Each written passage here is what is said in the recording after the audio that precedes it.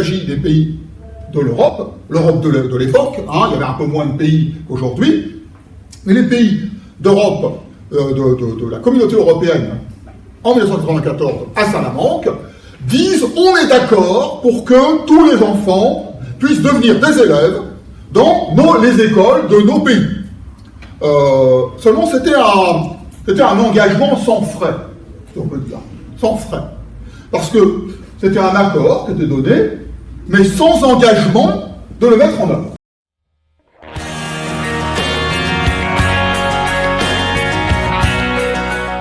2005 plus 10, ça donne quoi? 2015. Quelle est l'année où nous sommes? 2023. C'est-à-dire que on est presque à 10 ans, des 10 ans au bout desquels tous les établissements devaient être mis en accessibilité. Et c'est toujours pas fait. Donc vous voyez que tout de même, c'est lent. C'est lent, mais l'impulsion est donnée.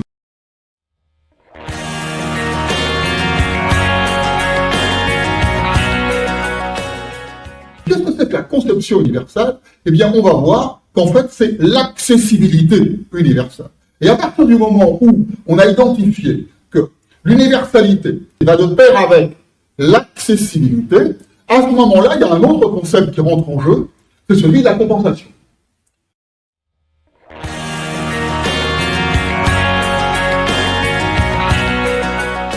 Je parlerai toujours des besoins des élèves et pas des élèves à besoin.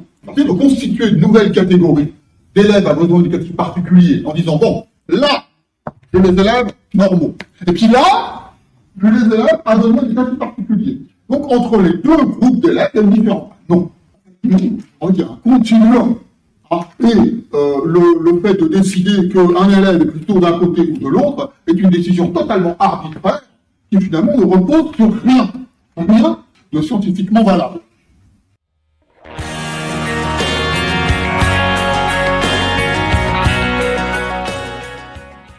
La conception de produits, d'équipements, de programmes et de services qui puissent être utilisés par tous, dans toute la mesure du possible, sans nécessiter ni adaptation, ni conception spéciale. L'idée, c'est que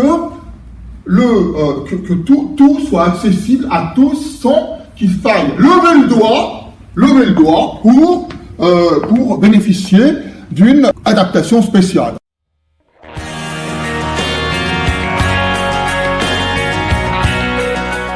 Le service public de l'éducation nationale, c'est un service. Est-ce que ce service public de l'éducation nationale est, à la base, conçu pour être utilisé par tous sans qu'il soit nécessaire d'apporter une conception ou adaptation spéciale? Est-ce que à la base, c'est comme ça que ça fonctionne? Mais la réponse est non. La réponse est non. Tout ce qui a été mis en place depuis 2005, ça consiste à faire comme avant pour tout le monde et à cibler des individus, élèves, à qui on va donner des PPS, c'est-à-dire pour lesquels on va imaginer des adaptations et des conceptions spéciales. Le PAP, c'est pareil. Le projet d'accompagnement personnalisé, c'est pareil.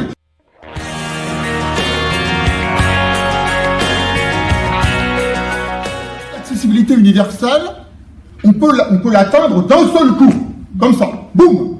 Non, on peut pas. Même en faisant un effort physique que je viens de faire, en sautant en l'air, on n'y arrivera pas, c'est trop haut. Donc, il faut y aller par paliers. Il faut se donner un horizon de travail. Mais un horizon de travail pour aller vers l'accessibilité universelle, c'est pas de continuer à cibler les individus.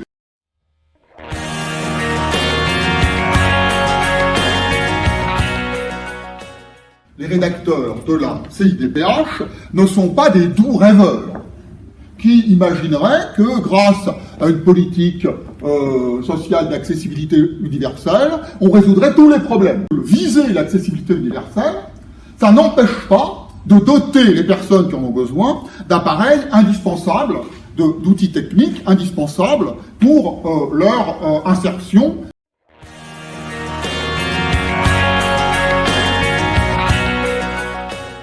C'est un effort qui évidemment est collectif.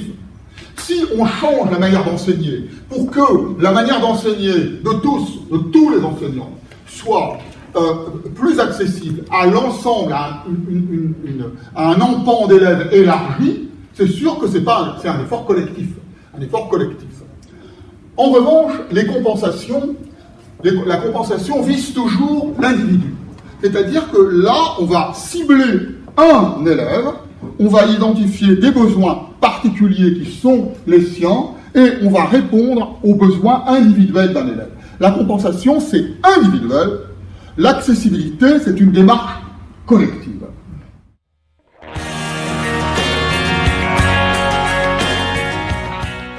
Et cette représentation, cette image, elle est erronée parce qu'elle conduit à penser que finalement, il s'agirait de mettre au même niveau accessibilité et compensation. Alors que l'articulation entre ces deux notions n'est pas de ce type-là.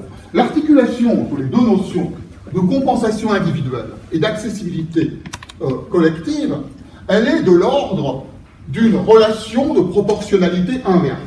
Le problème, c'est de les hiérarchiser. De savoir par quoi on commence et quel est l'objectif prioritaire et quel est l'objectif secondaire. Et ça, dans les discours, si vous êtes attentif aux discours, à l'évolution des discours, des politiques publiques au sein de l'éducation nationale, eh bien, vous constaterez que les discours évoluent bien dans ce sens-là, et qu'on dit, oui, il faut commencer par l'accessibilité. Très bien, moi j'apprécie de voir les discours évoluer, oui, mais le problème c'est que les politiques, elles restent comme avant.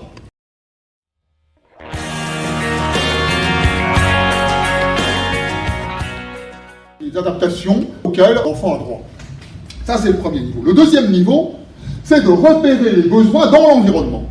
C'est ça qui compte. Parfois, des besoins qui pourraient découler du tableau épistémologique de tel ou tel trouble comme l'autisme, eh bien l'enfant ne les aura pas. Il ne va pas les retrouver dans l'environnement. Alors si on répond à des besoins en fonction du trouble, alors que l'enfant prétendument atteint de ce trouble ne les rencontre pas, dont on n'a pas besoin dans la réalité, on est à côté de la plaque. Et pourtant, c'est comme ça que ça se passe dans une logique, enfin c'est trop souvent comme ça que ça se passe dans une logique compensatrice.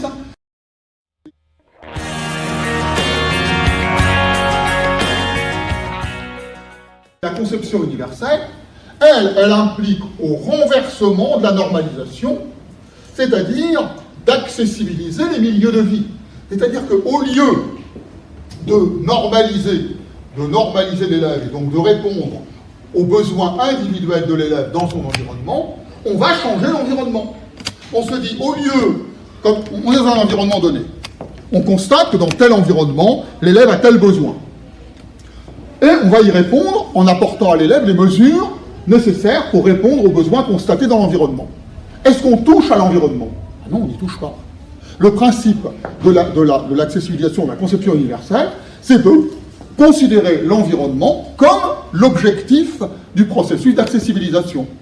Et c'est ainsi qu'on passe de la compensation à l'accessibilité, en s'intéressant bien sûr aux besoins de l'élève dans l'environnement, parce qu'il faudra toujours passer par les besoins de l'élève à un moment ou à un autre. Hein.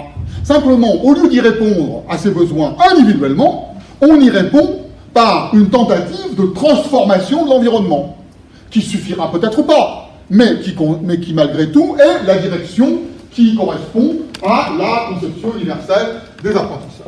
La troisième approche, qu'on pourrait qualifier d'éco-didactique, c'est une approche qui va consister à baliser le cheminement de l'accès au savoir dans l'écosystème de la situation d'apprentissage. C'est-à-dire qu'on va concevoir la situation d'apprentissage de façon à ce que le cheminement de l'accès au savoir soit balisé pour tout le monde. Que tout le monde trouve que tous les élèves, toute la diversité des élèves, trouvent les jalons dont ils ont besoin pour accéder au savoir. Donc là, en quelque sorte, lorsque l'accès au savoir est jalonné dans la situation d'apprentissage, on peut dire en quelque sorte que les médiations qui vont être mises en œuvre sont noyées dans le sol didactique en réponse au repérage d'un ensemble hiérarchisé de besoins obstacles.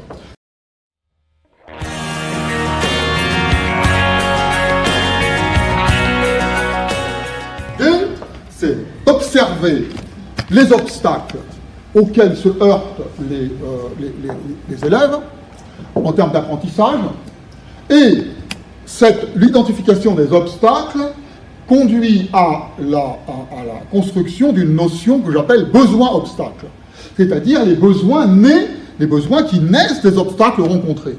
Pas des besoins inscrits dans le tableau nosographique, qui vont nous être expliqués par le médecin, qui ah oui, moi je connais bien les besoins de l'érotisme, je vais vous dire ce que c'est. Non, pas ça. Pas les besoins qu'on pourrait imaginer, qu'on connaîtrait a priori, avant même que l'enfant entre dans la classe, parce qu'on connaît son trouble, on connaît ses besoins. Non.